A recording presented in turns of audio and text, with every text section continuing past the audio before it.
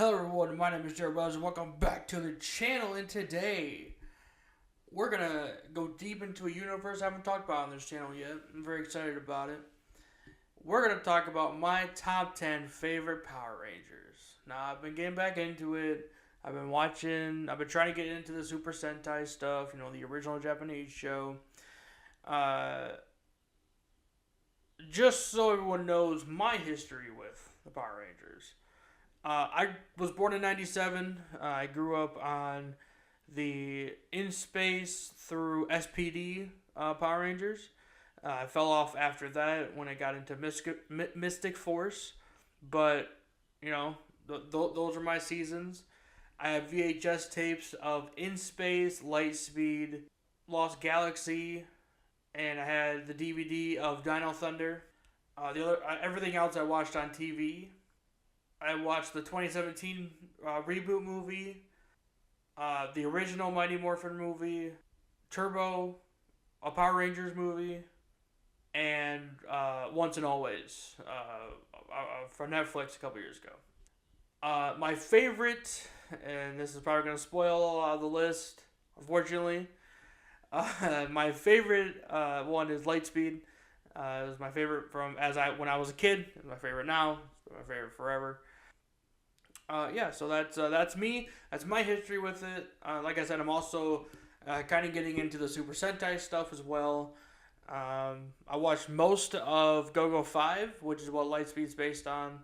I think, most of Mega Ranger, which is what In Space is based on. I watched some of Zoo Ranger and the first, 3 or 4 episodes of Gingaman, which is what Lost Galaxy is based on. I haven't really watched a lot of it. I'm gonna have to sit down and really watch more of it. It's pretty good. It's pretty good stuff. Anyway, let's move on. We're gonna start with the Disney era, as it's called, the mid 2000s. Number 10, Tommy Oliver, Black Dino Ranger. I'm not a Tommy stan at all. I don't really like Tommy. I think he's overhyped, overtalked about. My favorite, though, is the Black Ranger. As Dr. Oliver, he became what I feel like Zordon tried to groom him into as his successor, to be a mentor of every Rangers team after In Space. At least that's what I took from Tommy becoming the leader. He did do that in Dino Thunder, and honestly, if it happened after SPD, that would make a lot of sense. Unfortunately, that's not possible now, obviously, because Jason David Frank has passed away. I hope we get to see Legend of the White Dragon, the movie he's been working on for 10 years or something. It's been a long time. This movie's been a long time in the making. It's supposed to release in 2024. Obviously, that's not happening. I heard 2025, even as late as 2026. I'm hoping we get to see it. Max Cooper, Blue Shark Ranger. When I was a kid, I watched Wild Force on Fox Kids. I always remember it was Fox Kids, and then I got switched halfway through to ABC Family, I think. So I watched it on both because it got sold to Disney in the middle of that. So I did get. Sorry, my dog he really wants to come inside now for some reason. So it got sold to Disney, but halfway through Wild Force, which I have not watched. Gao Ranger. That's not what I have to watch. My favorite color is blue, even though there isn't many Blue Rangers on the list. I always wanted to be a Blue Ranger. Max was the youngest, I believe, in Wild Force, so I was connected to him. I even dressed up like him for Halloween when the year that was airing, which I think was 03, 04. It was super fun.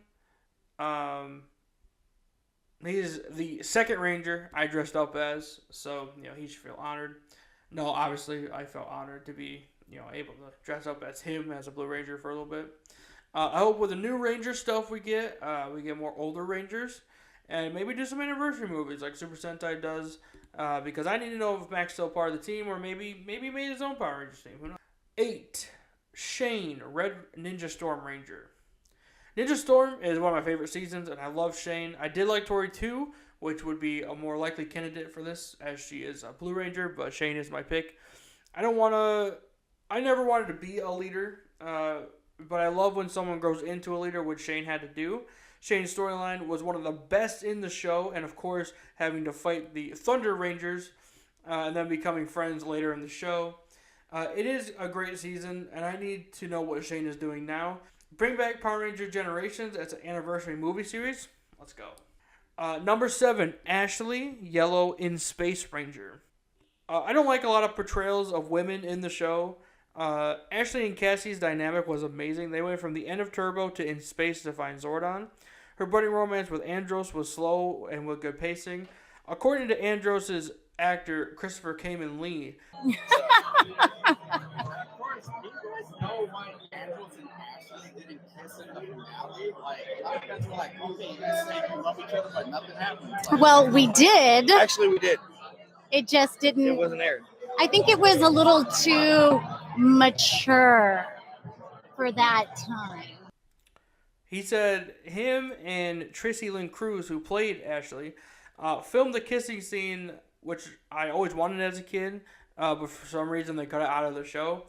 Hashtag release the Andros cut. Number 6, Joel Rawlings, Green Lightspeed Ranger. My favorite thing as a kid and an adult was watching Joel get shot down or have to save the world and not get a date with Miss Fairweather, the scientist, I think. The scientist behind Lightspeed in the show. A guy with an ego, but deserved with this Sky Cowboy thing. He's another one who had to grow into his role, and I think he did that pretty well. Obviously, Blue is usually number 2.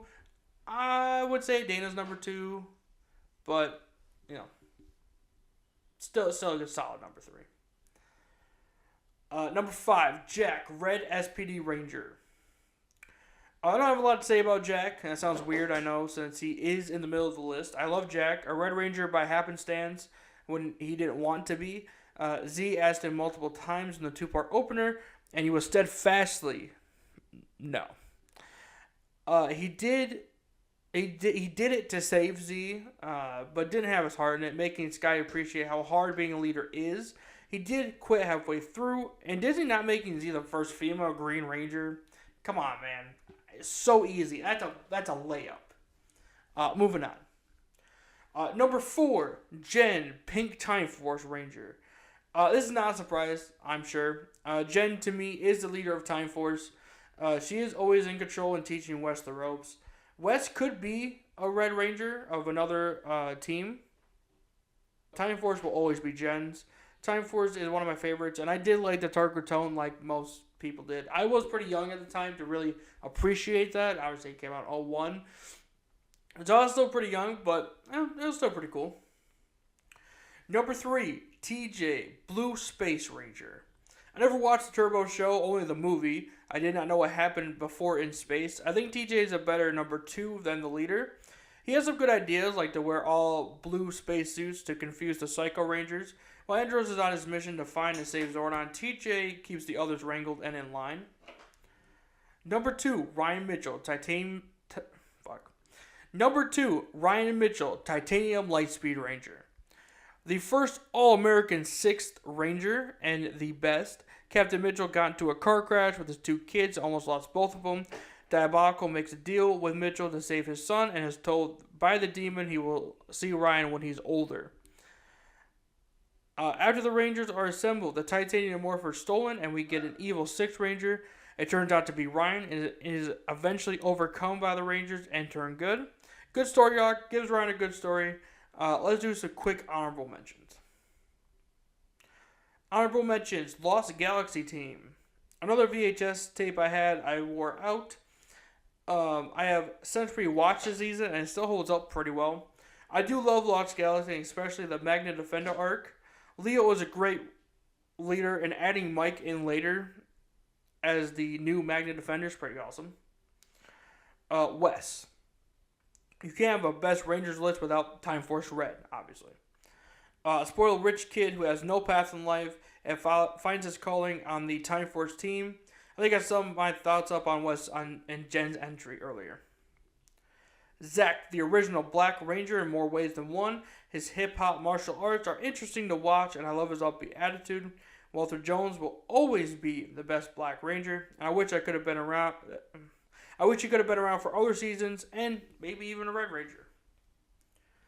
Karone, the first villain turned into a Ranger, the long-lost sister of Andros, kidnapped on KL-35, brainwashed into being evil, and eventually became the Pink Galaxy Ranger after Kendricks was killed off so her actor could undergo cancer treatment. Cassie. I like Cassie. I like Cassie. I don't have any drawn-out explanation of why.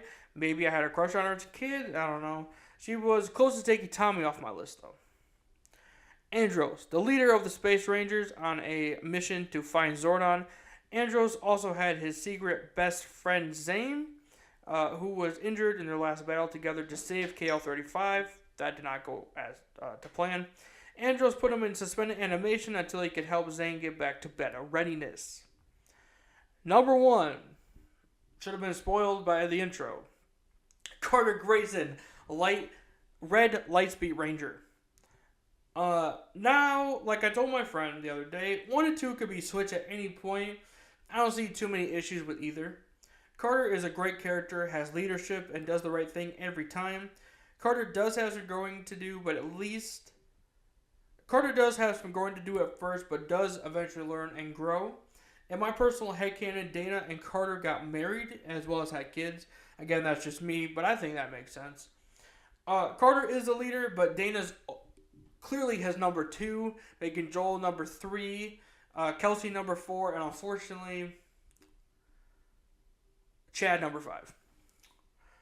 Anyway, who are your favorite Rangers? Please comment below, like the video, subscribe for more super nerdy videos. I have a lot of videos I want to do this year. I'm very excited about it. So please, if you're interested in seeing those, go ahead and subscribe. I'm trying to hit 1,000 subscribers before the end of the year, so please help me with that.